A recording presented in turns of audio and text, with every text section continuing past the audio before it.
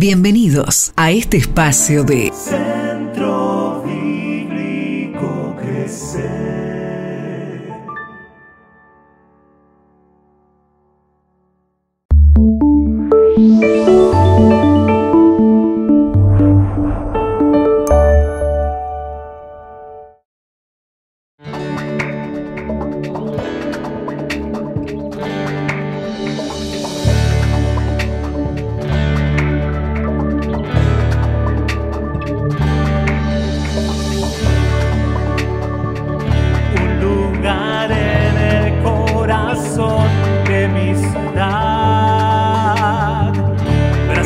De gracia y un mover espiritual, celebraciones de alabanza a Dios. Crecer es encontrar amigos de verdad, vivir la historia en comunidad. Crecer es perdonar y volver a intentar, dejar el miedo y avanzar. Crecer es transformar la dura realidad, es caminar por fe y creer. Una familia que te ayudará a vencer, sabiendo que en Jesús hay poder. Bienvenidos al Centro Bíblico Crecer.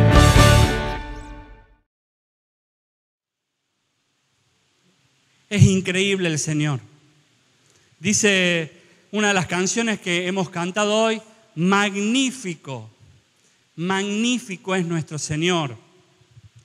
Y pensar en el Señor es pensar en el Salvador, pero también es pensar en el Dios de la paciencia y en el Dios que enseña con claridad.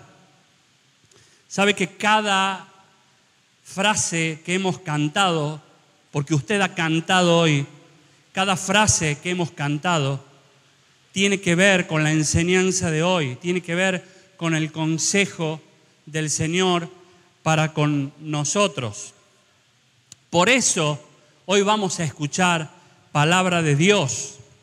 Como todos los domingos escuchamos palabra de Dios, hoy no va a ser la excepción. Vamos a escuchar palabra del Señor. Nadie tiene que predicar si Dios no le ha dado un mensaje primero. Y usted dice, qué bárbaro, qué profundo que ha venido Camilo hoy. Bueno, no es una frase mía, es una frase de Martin Luther King. En sus primeros discursos, él comenzó uno de sus discursos diciendo esto: nadie debería predicar si Dios no le ha dado un mensaje primero. Nadie debería hablar si el Señor no le ha dicho o no ha puesto palabras en su boca primero. Y él siguió el discurso y dice, sobre todo cuando el Señor nos advierte de que el cristianismo, de que los seguidores o aquellos que se denominan seguidores de Jesús, cada vez más viven vidas superficiales, vidas simplemente religiosas y nada más que eso. Y este líder, este gran líder, hoy nos lleva justamente a pensar en el mensaje de Dios, en la superficialidad que solemos tener nosotros en nuestra vida y donde Dios quiere ahondar y decir, mis hijos tienen que ser más profundos, más convincentes en sus pensamientos, en su creencia, en su actitud, en su conducta, etcétera, etcétera. Por eso hoy vamos a hacer caso a la palabra de Dios. Y en el Centro Bíblico Crecer entendemos de que todo tiene que ver con la manera en que tratamos a las Escrituras. Todo tiene que ver con la manera que tratamos a la palabra de Dios. Si usted y yo la tratamos simplemente con cariño, yo creo que no va a haber muchos cambios o no va a haber mucha diferencia con la persona más buena que hay en el mundo. Pero si nosotros empezamos a tratar a la palabra de Dios como única autoridad, como única inspiración de vida, nuestra vida va a ser distinta. Y de eso se trata el sermón de la montaña. Y de eso se trata el objetivo que tenía el Señor al decir estas palabras de Mateo 5, que hemos estudiado, que venimos aprendiendo y venimos justamente siendo alentados a vivir de esta manera. En esta tarde hemos puesto como título al mensaje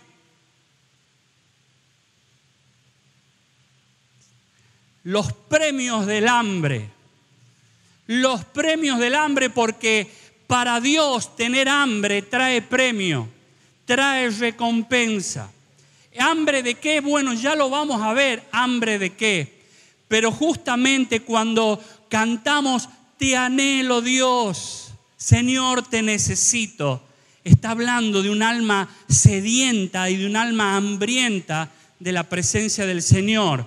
Y si nosotros entendemos que es Él el que se ha acercado primero para relacionarse con seres humanos tan imperfectos como nosotros, nos vamos a dar cuenta justamente que el Señor en sus palabras tenía más profundidad de lo que nosotros creemos.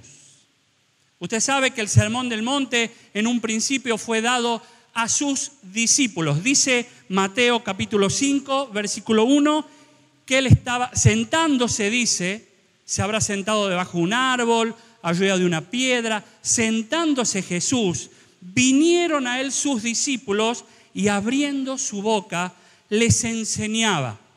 Y ahí comienza el famoso Sermón de la Montaña. Fue dictado, fue expresado, esbozado para sus discípulos en primer lugar. Quiero que levante la mano. ¿Quién se considera hoy un discípulo de Jesús? Discípulo significa seguidor de Cristo. Bien, le voy a dar una segunda oportunidad. Capaz que no se dio cuenta de la pregunta, pero la segunda oportunidad yo quiero que aparezcan los verdaderos discípulos de Jesús. ¿Quién es un discípulo de Jesús? Éramos más. Bien, éramos más. Bien, el mensaje de Jesús, cuando usted lee la Escritura, es para usted. ¿Sí? Es para el discípulo de Jesús. Y después se acercó una gran multitud y escuchaba. Pero esto me hace pensar a mí que también el mensaje que Jesús esbozó para sus discípulos era con el propósito de que ellos puedan entender cómo pasan las cosas en el cielo. Cuando usted lee el Sermón del Monte, Él está describiendo la manera en que se vive o que se piensa en el cielo. La famosa oración lo dice todo. Venga tu reino, hágase tu voluntad. Acá en la tierra, igual que como se hace en el cielo. Usted y yo alguna vez lo rezamos. Entonces entendemos también de que lo que dice el Sermón del Monte justamente es la ventana que se abre para que nosotros podamos ver cómo piensan en el cielo y que eso lo podemos transmitir acá en la tierra. ¿Se entendió? Bien, pero yo le voy a traer dos opciones de interpretación en esta tarde. Y usted dice, ¿cómo? Hay una sola opción. No, yo le voy a traer dos opciones porque hoy he venido generoso, así que la opción es esto. ¿Usted qué cree que Jesús, al expresar el Sermón del Monte, dijo? Opción 1, vivan así y se convertirán en verdaderos seguidores de Jesús. Opción 2, como son seguidores de Jesús, vivan así. ¿Se entendió? Uno dice, bueno, la palabra transforma, la palabra nos empuja justamente a producir cambios. Entonces, tranquilamente hay personas que se inclinan con la primera opción, ¿sí? La primera opción dicta de que si nosotros vivimos así, progresivamente nos vamos a convertir en seguidores fieles de Jesús, de sus enseñanzas. Pero la segunda opción es como que no nos da mucho margen. Ustedes ya son seguidores de Jesús, vivan así. Entonces, ¿usted qué cree? ¿Cuál es la verdadera? La 2. Para los seguidores de Jesús es la 2. Y entendamos entonces de que cuando el Señor presenta su reino acá en la tierra, no nos da mucha excusa. Ya son hijos de Dios, ya los salvé, ya los redimí, los estoy haciendo crecer, vivan así. Ahora, la pregunta también es, ¿por qué debemos vivir o tratar de vivir el famoso Sermón del Monte? ¿Por qué será que Jesús quiere que nosotros vivamos de acuerdo a las enseñanzas de este tiempo que tuvo Él con los discípulos? Bueno, en primer lugar, quiero decirles que Jesús murió para que vos y yo podamos tener la capacidad de poder vivir el Sermón del Monte. Jesús murió en la cruz por nuestros pecados, pero también murió en la cruz para que todas sus enseñanzas puedan ser bajadas y que nosotros estemos capacitados para poder vivir y que no solamente quede en una teoría. La palabra es clara cuando dice así, Él dio su vida para liberarnos de toda clase de pecado, para limpiarnos y para hacernos su pueblo, totalmente comprometidos a hacer buenas acciones. ¿Dio su vida? Sí, fue a la cruz para dar su vida. Dio su vida para limpiarnos de pecado. Dio su vida para hacernos su pueblo. Pero también dio su vida para que nosotros podamos vivir esta enseñanza de hacer buenas acciones. Hemos visto los misericordiosos, hemos visto aquellos sensibles que lloran, hemos visto los pobres de espíritu, hemos visto todas las bienaventuranzas que el Señor ha dejado justamente para que se cumpla el propósito de la cruz. En la cruz hubo un propósito, además de limpiar tu corazón y el mío, que nosotros podamos vivir aquí en la tierra como en el cielo. ¿Amén? Amén. Pero el segundo objetivo por el cual uno tiene que vivir el Sermón del Monte es porque al leer sus palabras, al leer sus líneas, uno entiende y se da cuenta de la profunda necesidad que tenemos de que poder tener al Espíritu Santo moviéndose en nosotros. Hace falta en la iglesia, en los seguidores de Jesús, para que no vivan vidas superficiales, que el Espíritu Santo se mueva, actúe, empuje, cambie nuestra manera de pensar, cambie nuestra manera de vivir. Al leer las líneas del Sermón del Monte, uno entiende y se da cuenta que dice, yo necesito esto. Yo soy un seguidor de Jesús, pero tengo que empezar a vivir esto. Por eso el Señor, al morir en la cruz, tuvo este objetivo también, que sus enseñanzas no queden en la nada, simplemente como una opción más de formas de vivir. Nosotros nos atamos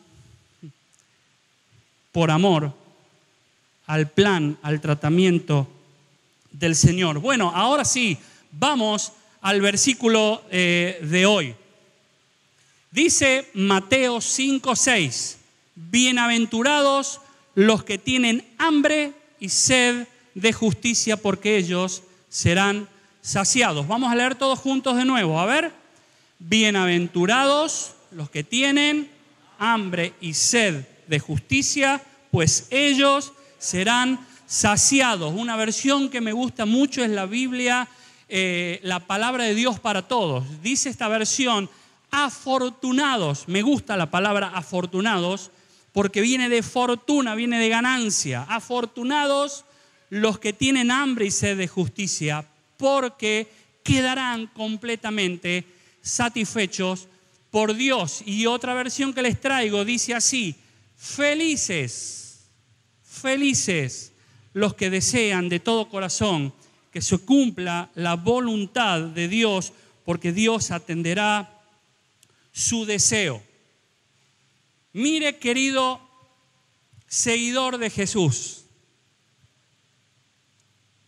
lo que hace a una nación grande, lo que hace a un país grande, lo que eleva el nivel de un país es la justicia. País con mayor justicia es país con más credibilidad. País con menor justicia es país con menos credibilidad. Lo muestran los mercados, lo muestran un montón de otras señales. Pero lo que hace a un país al punto donde vos vivís, sea el país, sea tu ciudad, sea tu pueblo, sea tu casa, lo que hace grande al sitio donde vivís es la justicia. Entonces, si nosotros entendemos que a la justicia, viviendo en nosotros, nos hace crecer, nos hace creíbles, va a haber esas cosas que usted y yo entendemos justamente por justicia. Pero en segundo lugar, quiero decirle que si los seres humanos hubiéramos entendido en un principio estas palabras de más de 2000 años atrás, el ser humano no sufriría necesidad. ¿Cómo? Sí, porque dice la Biblia que si nosotros hubiéramos tenido desde un principio hambre y sed de justicia, no hubiéramos tenido necesidad, hubiéramos sido saciados y hubiéramos sido, porque somos saciados, felices. ¿Se entendió? Entonces, si nosotros hubiéramos entendido que el Señor nos estaba dando la fórmula de la Coca-Cola hace 2000 y pico de años atrás, nos hubiéramos dado cuenta de que nosotros podríamos haber vivido, o el ser humano podría haber vivido sin necesidad, porque Jesús promete y lo que promete lo cumple. Y si Él promete que iba a saciarnos, si teníamos hambre de esto, Él lo iba a hacer. En tercer lugar, le quiero decir con respecto a la justicia, y lo voy a decir en una forma negativa.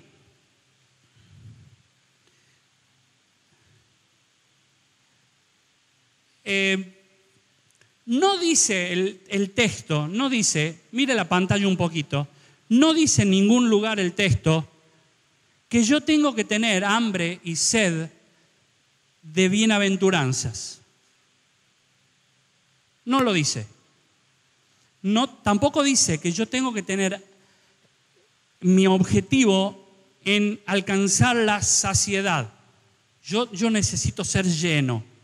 No dice en ningún momento. Dice que yo tengo que seguir, yo tengo que anhelar, yo tengo que tener hambre y tengo que tener sed de justicia.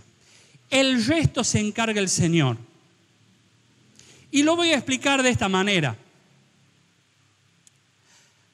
Pensemos en un enfermo doliente, ese enfermo que tiene esa enfermedad que no lo deja tranquilo. Es esa enfermedad invasiva que hace que le duele el cuerpo, hace que le duelan los órganos del cuerpo, no lo deja vivir, ¿sí? Nosotros, muy posiblemente, acá haya personas que tienen ese tipo de enfermedades, o hemos conocido un ser querido, o alguien que sufre esas enfermedades crueles, invasivas, que a uno le quitan el pensamiento. Y ese enfermo, imagínese, va al médico y va al médico con un solo objetivo. Porque hace varias noches que no duerme, porque no tiene postura, porque está mal, y va al médico con un objetivo. Doctor, sáqueme el dolor.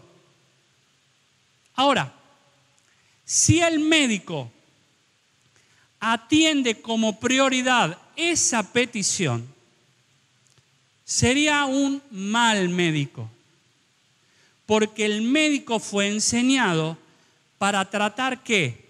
La causa del dolor. Entonces el médico tendría que tratar la causa del dolor para que desaparezca después el dolor. Ahora, si usted va al médico y el médico le receta simplemente analgésicos, antiinflamatorios, tranquilizantes, etcétera, etcétera, usted puede estar bien, pero corre el gran peligro de que su enfermedad puede avanzar y lo va a llevar ¿a qué? A la muerte. El médico tiene que tratar con la causa del dolor, no tiene que tratar como prioridad con el dolor. Porque el dolor es justamente el llamado que tiene el cuerpo para decir, estoy mal, me está pasando algo y estoy mal. Si usted va a un médico y simplemente trata con el dolor, no es un buen médico. Muchas veces nosotros le decimos al Señor, Señor, lo que quiero es que trates con mi dolor. Trata con mi dolor, trata con mi dolor. Y el Señor dice, no, yo quiero tratar con la causa de tu dolor. Lo que te causa el dolor a vos es esto. Entonces, el plan del Señor en las bienaventuranzas es tratar con la causa del dolor. Y una vez que cure la causa del dolor, el dolor justamente va a desaparecer. Entonces, cuando leemos, bienaventurados los que tienen hambre y sed de justicia, pues ellos serán saciados. Uno no puede, mi querido hermano y mi querido amigo, cambiar el objetivo de esta bienaventuranza, de esta enseñanza. No podemos poner en primer lugar la bienaventuranza o la saciedad. Nosotros tenemos que tener hambre de justicia. El hambre de justicia nos va a llevar a que el Señor responda y nos sacie y nos haga felices. ¿Se entendió? Bien. Ahora me pongo a pensar de que es imposible que yo tenga hambre de algo que no conozco. Es imposible que yo tenga hambre de algo que no conozco. ¿Qué hambre tengo de comerme una centolla rellena? Y no sé cómo es la centolla, no sé si tiene cogote alto, la verdad no sé, nunca he visto.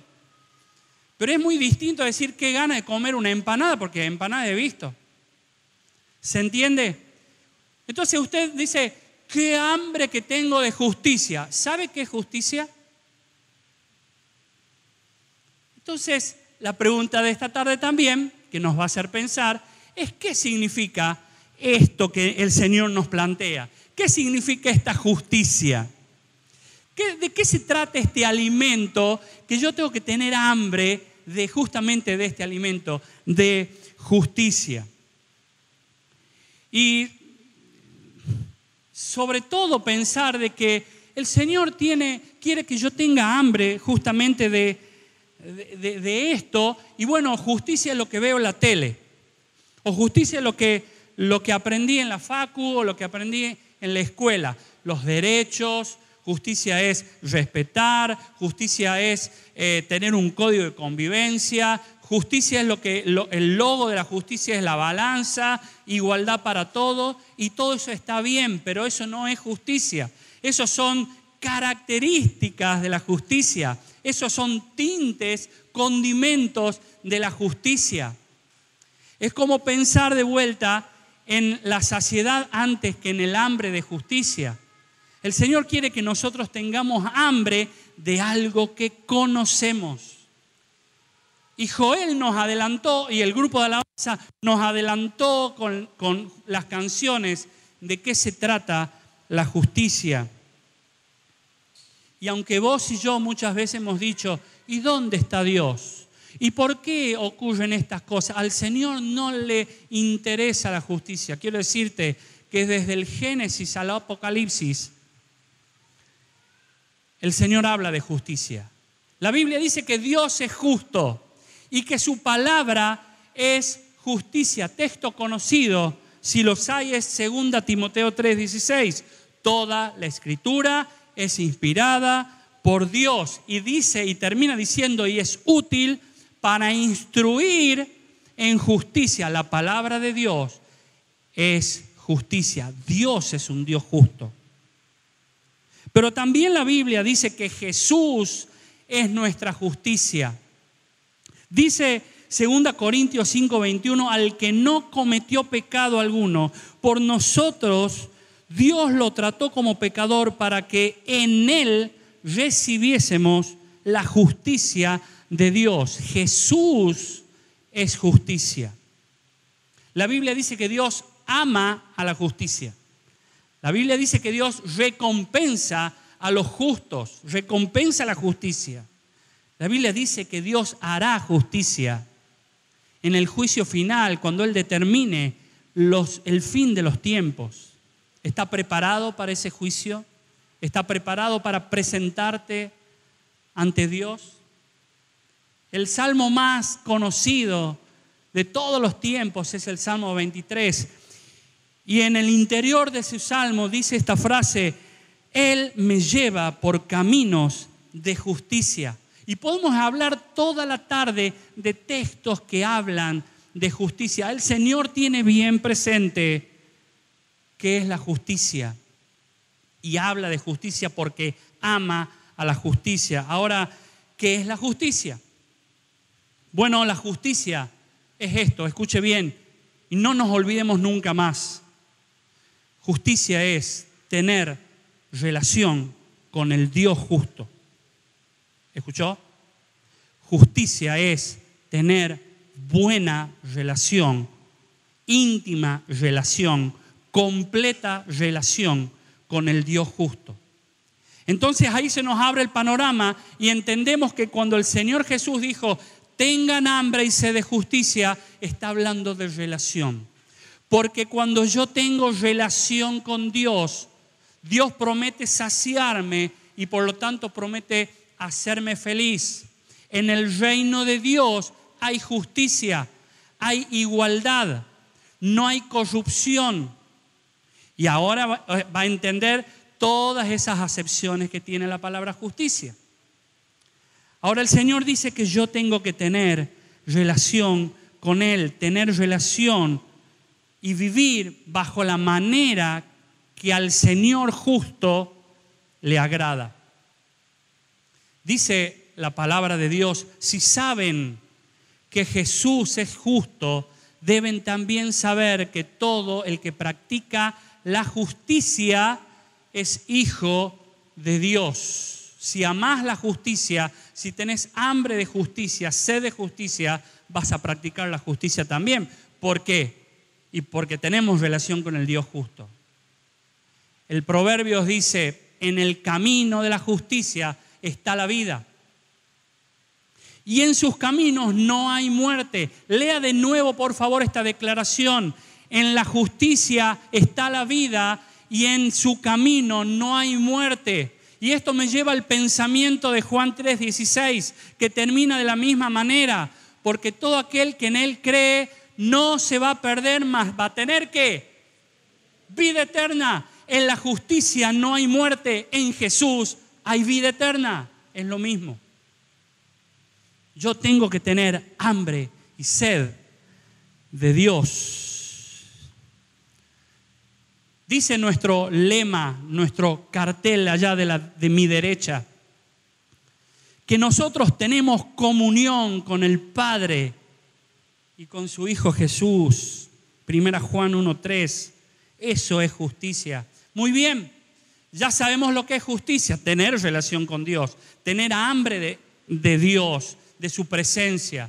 Ahora, hay otro término acá que no hace falta mucho explicarlo, que es tener hambre, que es tener sed.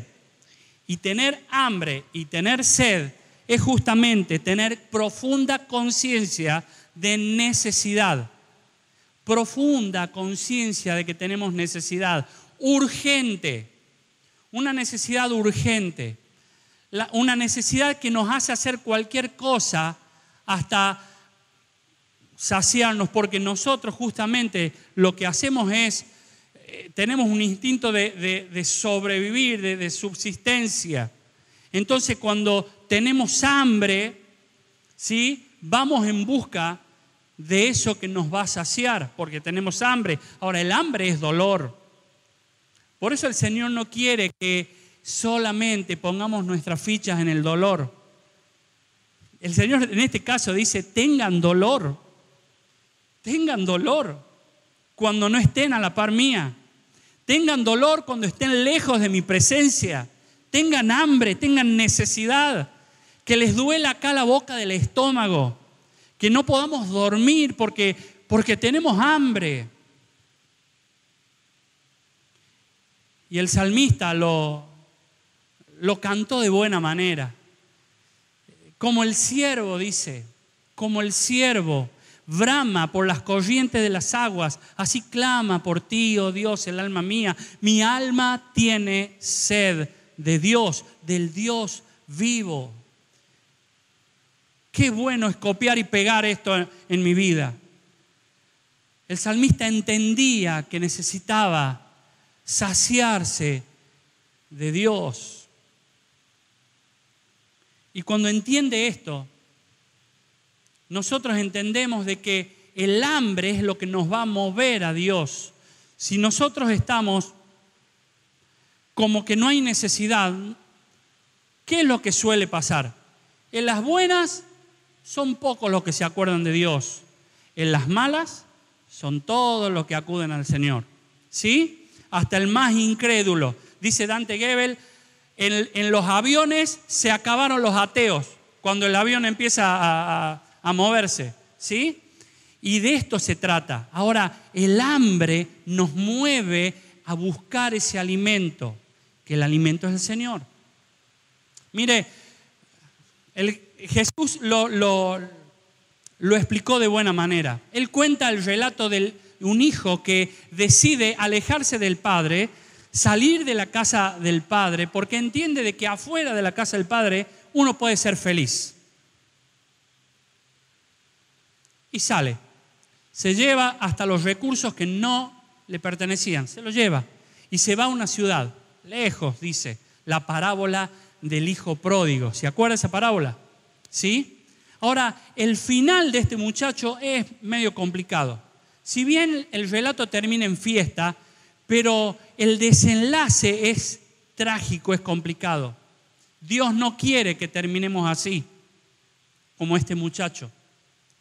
Ahora mire la diferencia justamente cuando uno tiene hambre de Dios y no simplemente ganas de comer algo. Dice Lucas 15, 16 y 17, el joven llegó a tener tanta hambre que hasta las algarrobas con las que se alimentaba a los cerdos le parecían buenas para comer, pero nadie le dio nada. Cuando finalmente entró en razón, se dijo a sí mismo, en casa hasta los jornaleros tienen comida de sobra y aquí estoy yo muriéndome de hambre. ¿Vio la diferencia entre ganas de comer y hambre? Mire, yo le voy a mostrar. Acá el joven tiene ganas de comer. Bueno, cuando uno tiene ganas de comer, hasta las algarrobas nos parecen bien. Las limpiamos un poquito, decimos, bueno, tan ricas, y las comemos. Pero la única manera en que este hijo, que este joven fue y se levantó y fue a la casa del padre es cuando él sintió morirse de hambre. ¿Se entendió la diferencia? La pregunta, mi querido hermano, mi querido amigo, ¿hace cuánto que no morís de hambre por la presencia de Dios? ¿Hace cuánto que no lloramos ante la presencia de Dios de dolor, de hambre? Y simplemente lo que hemos hecho es ganas de comer, antojos y nada más que eso. La parábola nos indica que el hijo se sintió morir. ¿Hace cuánto que no escuchás que alguien está muriendo de hambre por justicia, por tener una relación íntima con el Señor? Entonces, me pongo a pensar que justicia justamente es ser como Jesús. Justicia es vivir bajo los parámetros del reino de Dios. Reino que Él ha bajado a la tierra cuando vino en aquel pesebre. Nadie puede estar en la presencia de Dios si le queda algún vestigio de pecado. Tenga hambre de justicia. Sintamos morir de hambre y acudamos a aquel pan de vida que lo sacia todo. El final del mensaje tiene que ver con otro problema que tenemos. Porque entendemos lo que es la justicia y entendemos lo que es el hambre y la sed. Pero nosotros muchas veces tenemos el mal de la falta de apetito.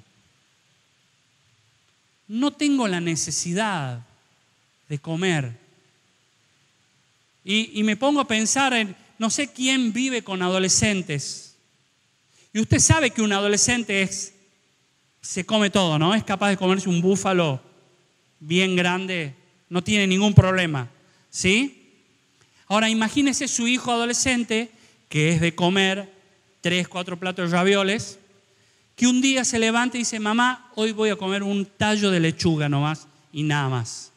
Entonces el primer día lo deja porque dice, bueno, este se está depurando y lo dejó. Pero este hijo, si empieza el otro día de vuelta con el tallo de lechuga y el otro día con el tallo de lechuga, la madre va a decir, no, a este le pasa algo. Este está teniendo un problema. Puede tener problemas en la cabeza, puede tener problemas estomacal. La falta de apetito no es normal. Y muchas veces nosotros creemos que es normal tener falta de apetito. Por algo el Señor lo puso. Tengan hambre. Tengan hambre de justicia. Tengan sed de justicia porque Él, que lo sabe todo, sabía que en el 2021 iba a haber gente con falta de apetito de Él. Y por eso lo puso para nosotros. Por eso quiero llevarte a 3 simples consejos que están en la palabra de Dios. Tienen respaldo bíblico. En primer lugar, necesito fijar mi verdadera prioridad. Dios es mi comida preferida. Repita conmigo esto. Dios es mi comida preferida. No hay otra comida. La Biblia lo declara así, como bebés recién nacidos. Deseen con ganas la leche espiritual, pura, para que crezcan a una experiencia plena de salvación. Pidan a gritos ese alimento nutritivo. Usted conoce cuando el bebé tiene hambre, no tiene problemas en llorar aún en la mesa de Mirta Legrand. Él llora porque tiene hambre. Y cuando la madre le da la leche, queda como saciado, feliz. Es el texto. Es el texto. Lloren, pidan a gritos la leche nutritiva, el alimento. Dios es mi comida preferida. ¿Se acuerda del pueblo de Israel? El Señor en el desierto les había mandado maná. Y el pueblo dice, bueno, ya estamos hartos de siempre maná. Queremos carne. Y el Señor les mandó carne. Nosotros solemos hacer como el pueblo. Solemos cambiarle la carta, el menú al Señor. Bueno, Señor, ya sé que todos los días leche espiritual no adulterada, pero de vez en cuando. Y solemos cambiarle el menú. Dios es mi comida preferida. Y hoy tengo que comer y decidir comer todos los días lo que el Señor me da. Tengo que tener hambre y sed de esa relación. En segundo lugar, lo que tengo que hacer es dejar de comer cualquier cosa para engañar justamente mi estómago del alimento verdadero. Cuando hablo espiritualmente, ¿sí? Aunque cualquier nutricionista dice, pero esto también pega con lo físico también. Pero uno entiende también de que no es una cuestión de antojo, no es una cuestión de llenarse con cualquier cosa. Mire lo que dice la palabra. El sabio tiene hambre de conocimiento, mientras que el necio se alimenta de basura. no anda con vueltas. Acá no anda la Biblia con otro tipo de palabras más tranquilas. Basura. Nosotros nos solemos alimentar de basura. Así lo dice la palabra. Entonces podemos entender también de que 15 minutos antes del almuerzo yo no puedo abrir la heladera, pararme así frente, apoyar así el brazo en la puerta. Esto me contaron que hacen algunos, ¿no? Y ven, y cuando ven, bueno, ven el carbón acá al costado, botella de agua, botella de agua, botella de agua, una lechuga ya seca ahí abajo, que quedó de año nuevo, del Pío Nono, y al fondo ve un pedazo de torta de el cumpleaños de la nena de Julio. Y ya está la comida, ya está el almuerzo, pero yo tengo una languidez, solemos decir, y comemos la torta esa y después le entramos también al guiso y etcétera, etcétera. Pero tenemos que dejar de comer basura, de comer cosas que no nutren, no son para eso. El necio se alimenta de conocimiento de Dios y aquel que es tonto de basura. Por eso la palabra dice, oh Dios, tú eres mi Dios, yo te busco intensamente, mi alma tiene sed de ti, todo mi ser te anhela, cual tierra seca, extenuada y sedienta. ¿Saben quién escribió este texto? Esta canción, el rey David. ¿Saben cuándo lo escribió? ¿En dónde estaba el rey David cuando escribió esto? En el desierto.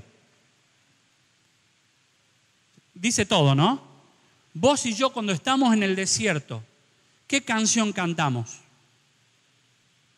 David entendía que en su desierto tenía sed de saciedad, necesitaba consumir Dios. Dios es mi comida nutritiva. En tercer lugar, y por último, júntate con los hambrientos de justicia. Hoy recordaba a la tarde un texto que antes, cuando éramos chicos, cantamos en forma de canción que decía: alegraos los justos en Jehová, en los íntegros es hermosa la alabanza. Es un salmo. Pero Proverbios 2:20 dice: sigue el ejemplo de los justos y compórtate como lo hacen los rectos. Usted me va a acentuar con la cabeza cuando yo digo que el apetito es contagioso. Cuando el vecino se le ocurrió hacer el asado, todos hemos sufrido a ese vecino que ha hecho el asado y que su chimenea fue directamente a nuestra nariz, ¿sí? Y uno dice: qué rico es el olor asado. Es contagioso. O cuando ha visto esa publicidad de la gaseosa, donde la gaseosa sube a través del vaso y las burbujas pegan en la cara del modelo y toma, y dice: quiero tomar esa gaseosa. Es contagioso, está hecho para eso.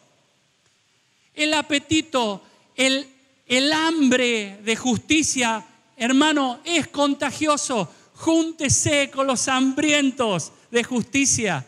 Júntese con los sedientos de justicia. Ubíquelos quiénes son. ¿Quiénes son aquellos que buscan 24 horas tener relación con Dios? Lo van a hacer crecer. El apóstol Pablo le da el consejo a Timoteo y dice: huye de las malas pasiones de la juventud y esmérate en seguir la justicia, la fe, el amor y la paz. ¿Solo? No, de ninguna manera. Dios no quiere que seas un llanero solitario. Dice: junto con los que invocan al Señor con un corazón limpio. ¡Qué bendición! Es que podamos identificar a las personas que nos van a hacer crecer, que nos van a acercar y que juntos podemos alentarnos a acercarnos cada vez más a Dios.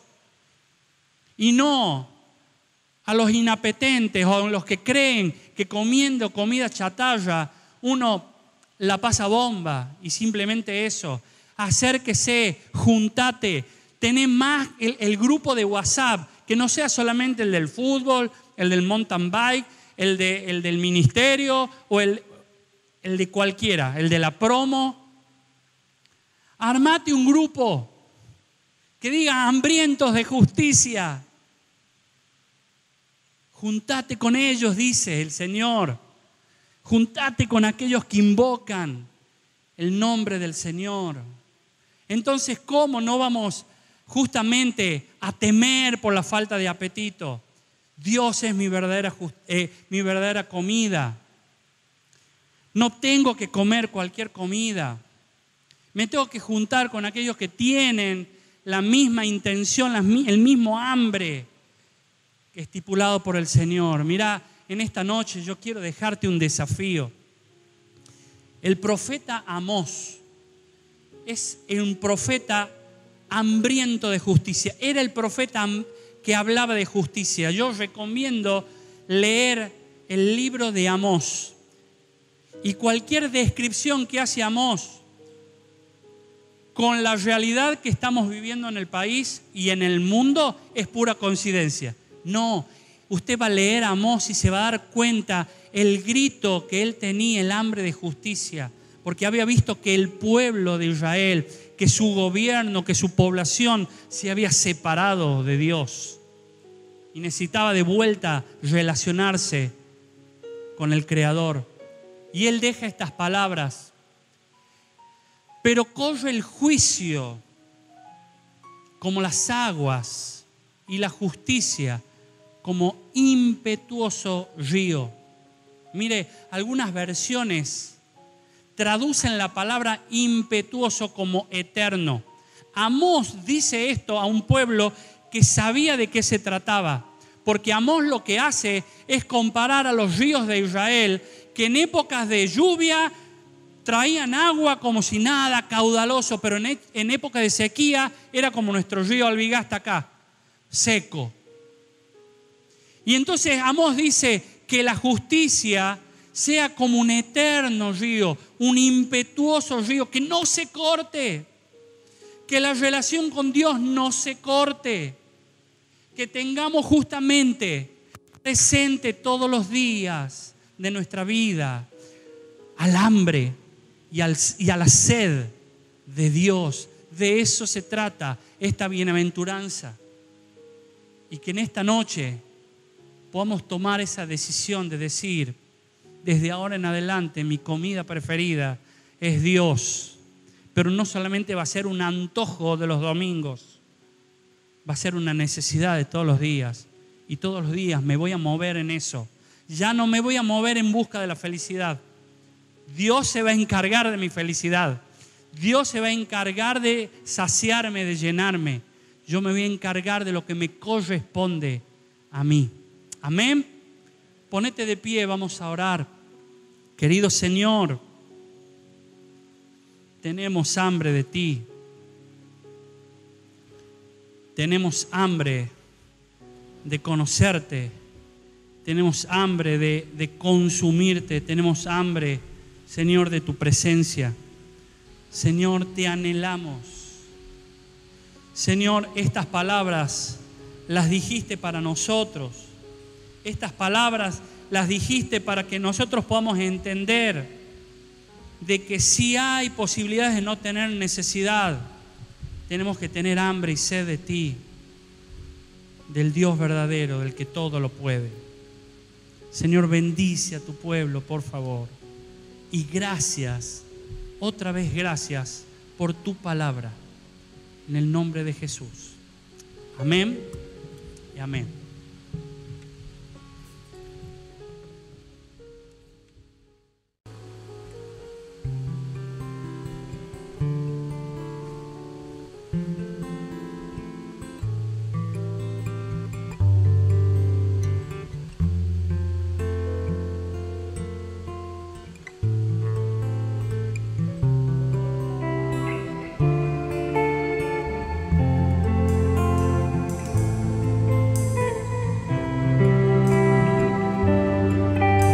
Cantamos. más que un anhelo, más que un deseo. Tenemos hambre de ti, sí, Señor. Hambre de verte, de conocerte, y en tu presencia vivir. Llénanos de tu amor, sácianos, Señor. Danos más de tu luz, de tu plenitud. Sí, Señor, solo queremos estar contigo, no separarnos jamás. Con corazones a ti rendidos, que no vacilan jamás, que no vacilan, Señor. Llénanos de tu amor, sácianos, Señor. Danos más de tu luz, de tu plenitud.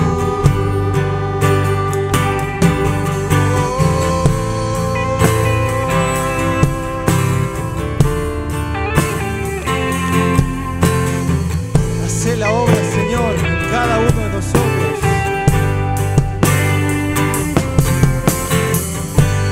Tu presencia es mi alimento, mi porción. La rosura que alimenta el corazón. Sí, Señor, llénanos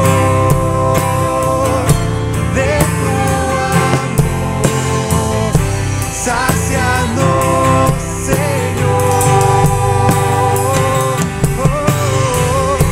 Danos más de tu luz, de tu plenitud. Decimos, llénanos de tu amor, sácianos, Señor. Señor, danos más de tu luz, de tu plenitud. Más que un anhelo, más que un deseo, tenemos hambre de ti. Bendícenos, Señor.